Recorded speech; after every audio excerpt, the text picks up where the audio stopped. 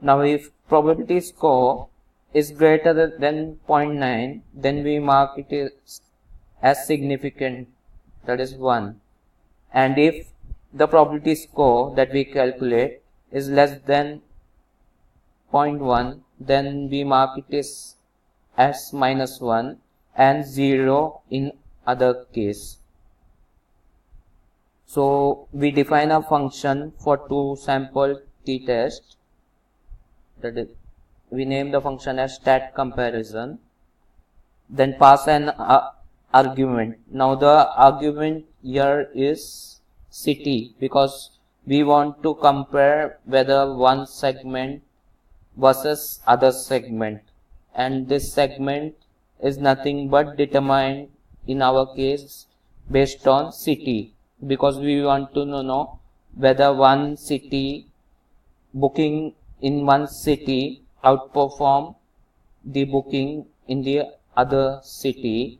And to check that, we do a two sample t-test to verify whether the outperformance is statistically significant, right? So we group by the user location city and is booking, and aggregate new attributes, that is sub average, which is nothing but the average, and sub bookings, which is nothing but the count. And then we derive these 4 different attributes and then use this attribute to calculate the z-score. So the z-score is calculated as the sub-average, difference of sub-average and rest average divided by the square root of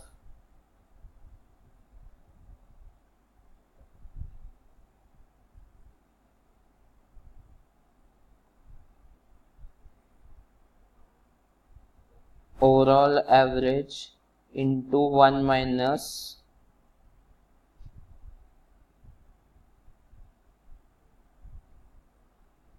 overall average into the sub bookings, 1 divided by sub bookings plus 1 divided by rest bookings. So this is the standard formula of z-score, wherein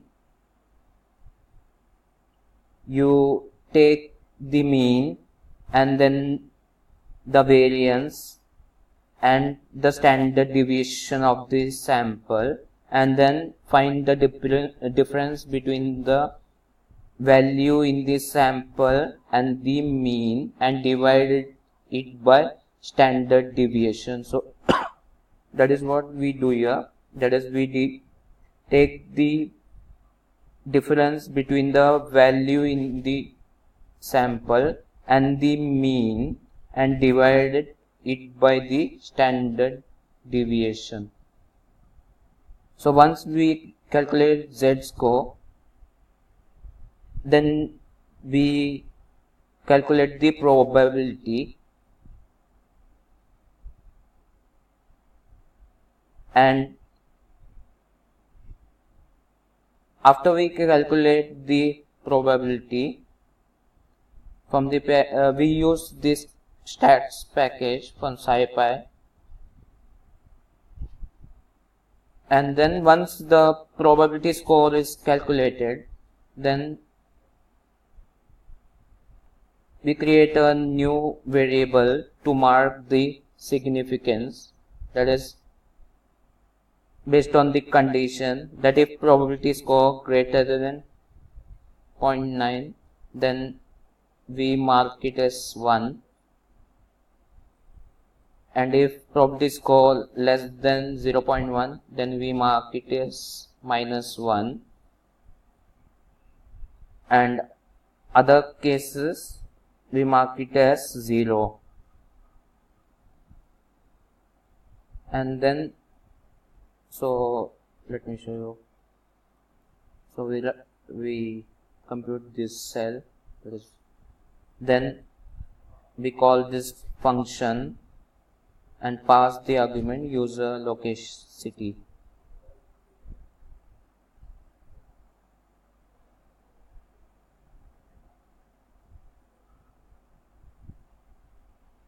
So you can see that for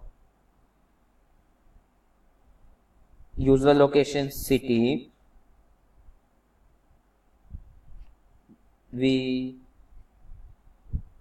calculated different attributes like sub bookings, sub average, overall bookings, and then calculate the Z scope, and then derive probability, and from probability we interpret the significance or significant, whether the result is significant.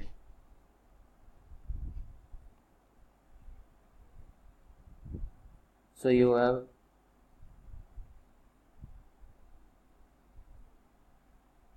the results of 2 sample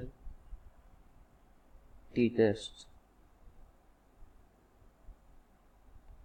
So from this you can understand that which user location city is underperforming and overperforming.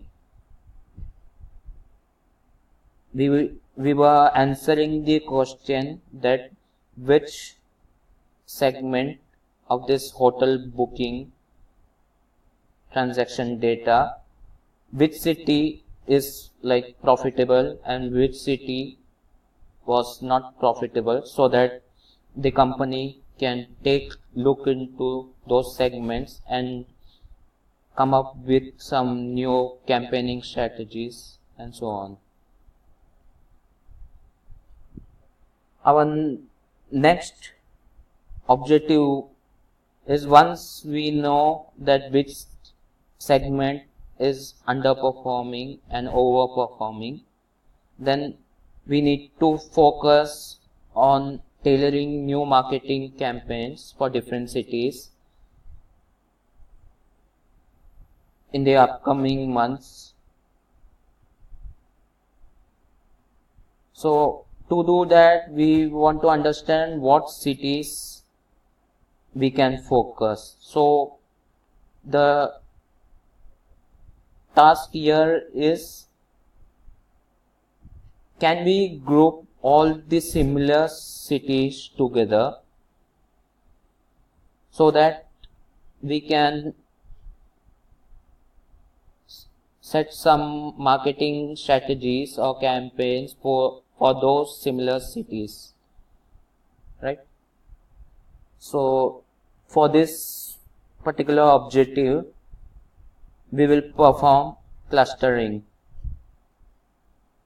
So to perform clustering, before that we have to see that what features are we going to use and which features make sense. So simply, what features may distinguish cities? So based on business sense and our exploratory data analysis, we know that the newly derived feature, that is duration, days in advance, the original destination city distance, then whether the booking is done from mobile or not, whether the user who has done booking has availed booking through package, what is the adult count, children count, room count.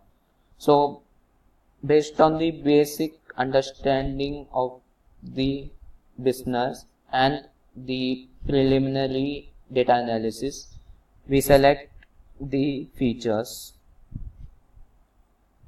So we create a list, num list, and select the features. the most relevant important features, and then also take user's city location, because we want to group cities that are similar and have similarities, so that we can set up a campaigning strategy. So we group by user location city, take the mean and drop any null value, if any. Okay, so that is what is done in this step. So you can see city groups dot shape 4530, and the columns are the columns that we selected, and let's just peek into the data. Okay, so you have user location city, duration, days in advance. Okay, now before we proceed with clustering, we need to standardize the data, because this clustering algorithms, especially k-means, based on Euclidean distance, so the magnitude of the data range should be similar.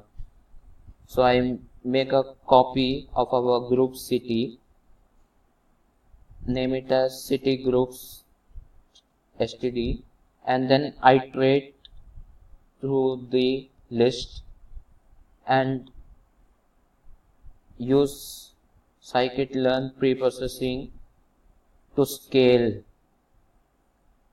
all the features. So we have the scaled data in city groups std. So you can see now the scale is uniform. So after we standardize the data, then we select clustering method and number of clusters. So for this, there are different various ways with which you can choose the appropriate number of cluster. Here I use the elbow method, so that this is very widely used method. So elbow method choose k, so that the sum of the square error of distances decreases drastically, and based on that it helps to derive the optimal number of k. So again use this scipy library, import cdist.